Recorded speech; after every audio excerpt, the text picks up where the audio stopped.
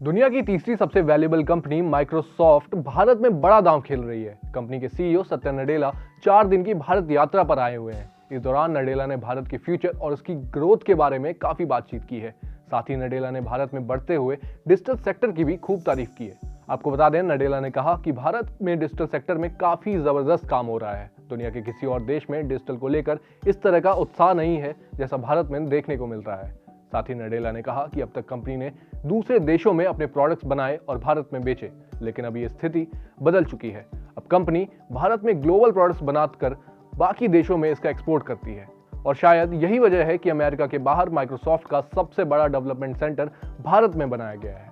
आपको बता दें, हाल ही में माइक्रोसॉफ्ट ने भारत में 4 बड़े डेटा सेंटर्स बनाने के लिए भारी निवेश किया है। वहीं अपने 4 दिन की यात्रा के दौरान नडेला ने एक इंटरव्यू में भारत की टेक्नोलॉजी की तारीफ करते हुए कहा कि देश में हर छोटी बड़ी कंपनी डिजिटल टेक्नोलॉजी का इस्तेमाल कर रही है। भारत में सिर्फ स्टार्टअप्स और यूनिकॉर्न ही नहीं, बल्कि छोटे बड़े कंपनियां, सरकारी कंपनियां और मल्टीनेशनल कंपनियां भी टेक्नोलॉजी का भरपूर उपयोग कर रही हैं।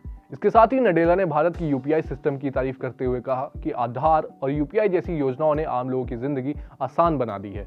इसके साथ ही आपको बता दें कि देश के ह्यूमन कैपिटल पर बात करते हुए नडेला ने कहा कि जहां तक ह्यूमन कैपिटल का सवाल है तो भारत बेहतर स्थिति में है और एआई और क्वांटम कंप्यूटिंग जैसे भविष्य की तकनीक को बनाने में भारत के ह्यूमन कैपिटल की अहम भूमिका होगी। वहीं नडेला ने कहा कि भारत में लोगों को स्किल बनाने का रेट ग्लोबल रेट की तुलना में दोगुना है और यही वजह है कि माइक्रोसॉफ्ट भारत में अपना निवेश बढ़ा रही है। आपको बता दें, माइक्रोसॉफ्ट ने हाल ही में 4 बड़े डेटा सेंटर्स खोले हैं, जिसके लिए उन्होंने रिलायंस जियो से हाथ मिलाया है। इसके साथ ही कंपनी गौतम अडानी के साथ और टाटा ग्रुप के साथ भी मिलकर काम कर रही है। वहीं माइक्रोसॉफ्ट ने भारतीय स्टार्टअप लैम्डा टेस्ट और इनमोबी के साथ भी अपनी पार्टनरशिप जारी रखी है। अब जहां दुनिया भर की बड़ी बड़ी मल्टीनेशनल कंपनीज भारत के भविष्य को लेकर पॉजिटिव अप्रोच के साथ आगे बढ़ रही हैं, तो शायद ये कहना गलत नहीं होगा कि भारत जल्द ही मैन्युफैक्चरिंग और टेक्नोलॉजी का हब बन सकता है और चीन से बेहतर सर्विसेज देते हुए और भी कई कंपनियों को आकर्षित करेगा।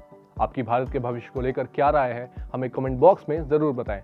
और साथ ही अगर आपको ये वीडियो पसंद आई तो इसे लाइक करें, कमेंट करें और साथ ही साथ इसे शेयर करें। और ऐसे ही और बिजनेस रिलेटेड कंटेंट देखने के लिए आप जागरण बिजनेस को सब्सक्राइब करें।